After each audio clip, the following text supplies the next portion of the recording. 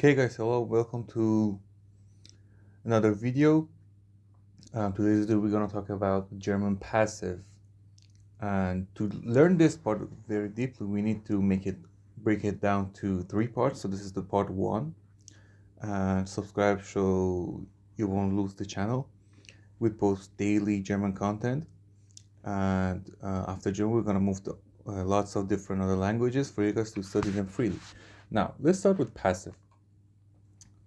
We know that for different activities, we sometimes say, like, I wash the dishes, right? We just stated that what happened and who did it. This is called the active, uh, let's call it voice. So let me see. Active is basically when we're stating what is happening and who's doing it. So I said, I washed the dishes. Or let's say I washed my car. What happened? My car got washed, right? Who's doing it or who did it? I did it because I washed my car, right? But then we have the passive voice that it mostly states that what is happening or what happened, and it doesn't really care who did it, or it can, like, don't mention it, you know. So moving on, in German we have two types of passive. We got a werden passive and we got a sein passive. Now, what's the difference? The difference is that the werden passive, it's called the Vorgangspassive. Vorgang here meaning process. So it's stating that something is in a process, right? But the sein passive, it's called the Zustand passive. Now, Zustand means a state. Let's say you go out and you see that let's say someone is working and they have done with the job. You say, yeah, let's call it, well, the building is built or was built in the past tense. The state is that it's built. But if you say that the building was building or was being repaired or whatever, that was the passive. And the process. And what I like to call design passive in German is the Tate passive, because it's Tate, Tate, Tate, Andrew Tate, whatever. Now, let's see an example here. Der Arzt heilt den Patient, meaning the doctor heals the patient, right? So here we got the Arzt, which is our doer, and the patient, who's, well, our object, correct? And the Arzt here is the Täter. Let's call it the Tater, because Andrew Tate again. The doer is our Arzt. What happens when we want to turn this into a passive tense? So we just replace the rows of the order places, let's call, with the patient and the doctor. What happens is we can take away the doctor forever, the Arzt, or we could state it in this form, from Arzt. And another thing that we do is we just move the patient to the beginning of the sentence. The Patient wird vom Arzt, or you could escape this part, geheilt. Now, being said all of the above, next thing that we have to know about German is the verb werden conjugation. Now, it has past, present, conjunctive 2, and conjunctive 1, obviously. But I want you guys to first master these, then the rest is pretty fucking easy. Now, for starters, we gotta know that the werden, as we have discussed in conjugating other verbs, has a root, which root here is werd, right? So in the first person, it would be the singular, it would be werde, which is obvious, and it takes the E. And in the plural forms, it also has the same root, werd, and they receive their own endings. But for the second and the third person, they just change a little bit. So for the second person, we got west, and for the third person, we got werd. And that is pretty easy, isn't it? Now, what happens in the past tense? So for the past tense, or the past form of the werden, we can see that it becomes from werden, the root becomes from werd to würde, and the first and the third person are würde. And that's obvious. But for the rest of the pronouns or persons, we can see that the root stays with word and they conjugate with their own ending. So the key was that for the past tense, the ich and es, or the first and the third person singular, have the same conjugation for this verb. Now, moving on to conjunctive 2, we can see they are all in the same form, let's call it, of the past tense, but the u in the letter in the word got an umlaut. So it's basically the past tense with an umlaut. So it's würde, würdes, würde, and it goes on. And same thing happens with the conjunction of the first and the third person. Let's move on. Now, we have a couple more examples. Die Mechaniker montiert den Motor. The mechanic repairs the motor, the engine, not the motor. And the motor wird vom Mechaniker, we could ignore this word, montiert. What does it say? How do we make this sentence? So first we brought the object to the beginning of the sentence. Now it's not in the object form, it's in the nominative form of it. Wird here, let's just move back one step. So we're saying that it's the present tense, wird, and we know that this is a process. So what this means is that the engine is being repaired. This is the past participle of the verb by the mechanic, or we could not even say that. So our doer here is the mechanic.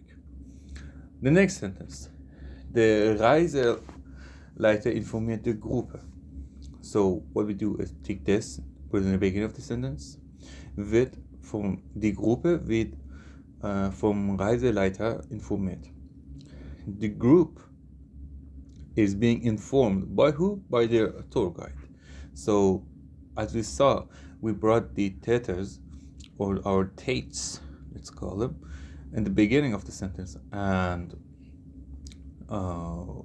what we see here is that the object became the beginning of the sentence. It went to the nominative case, and we used the verb werden with the past participle. Let's move on to our next key stuff. Now, let's see. We here have the passive in all tenses, but I didn't bring the conjunctive 1 because it's, and the future 2, obviously, because future 2 is rarely ever used.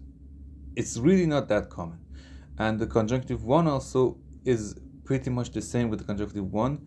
Yes, the way that they conjugate is a little different, I understand that, but first, at least I want you guys to master this, and later you can master conjunctive 1 easily. Now, before we move on, I just want to explain to you what's happening in this table. So we got tense, we got our subject here, which, since this is the passive form, this was the object of the active tense. We've got Position 2, which is the second position, which always we have our main verb here.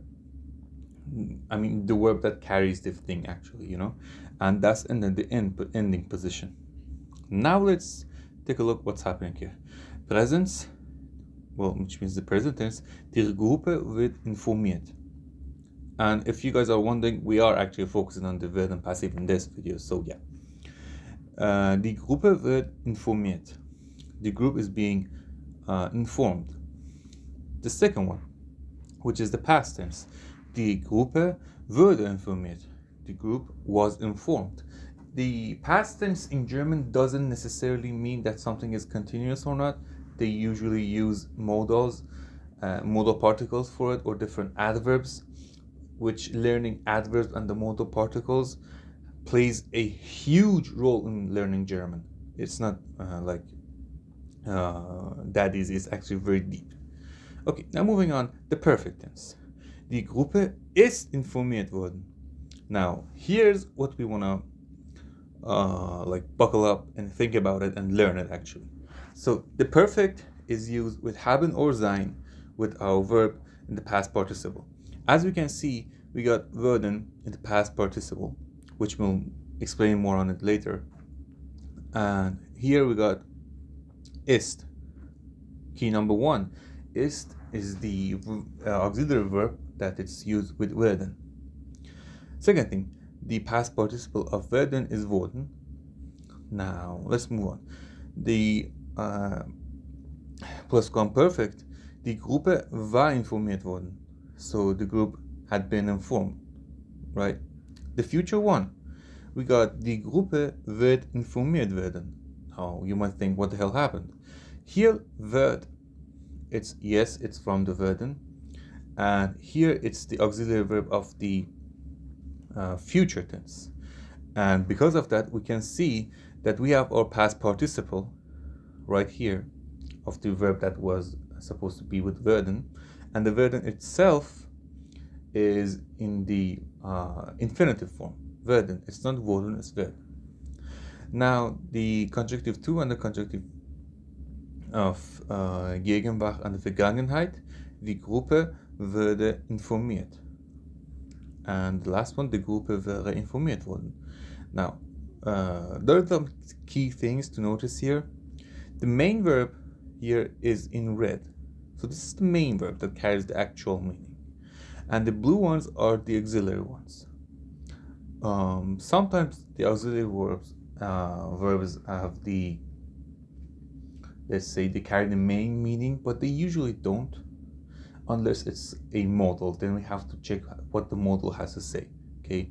And as we said, the in future one, we have the word as the werden as the let's say future auxiliary, so the verb is in werden.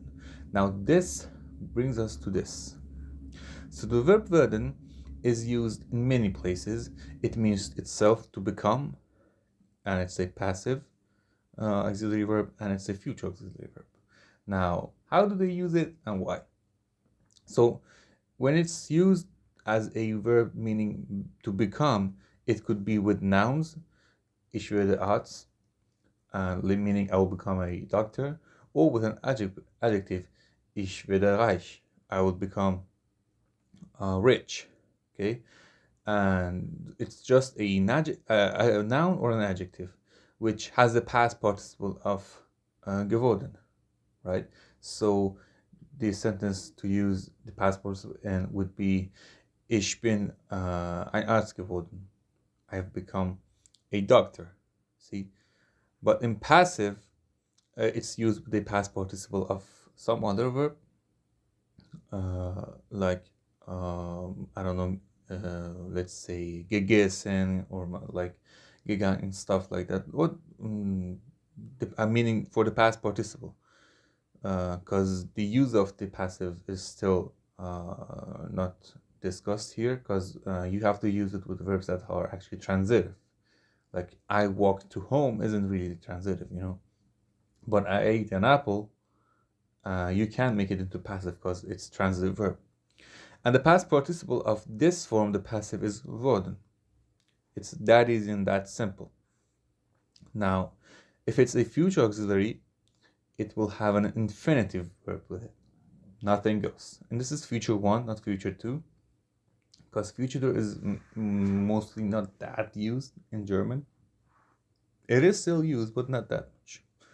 So moving on, there's a couple of stuff to know how and why the werden passive is used. One of the key things that it's used for is for subjectless, or more like officially called impersonal werden passive, which is used to denote an activity in general. Sie hören, wie im Nebenzimmer geredet wurde. We understand all of this. They heard and they hear. We how in the next room geredet wurde, was being talked. Let's say this means, but when you want to translate it, we would like just say they heard how people talk in the next room. See, so this impersonal or subjectless. So what this says is just the activity was just going on. There was some talking, yapping going on. Okay. Hier darf nicht geraucht werden. Here, this is a modal verb meaning for allowance. which with nicht would call not, it's not allowed.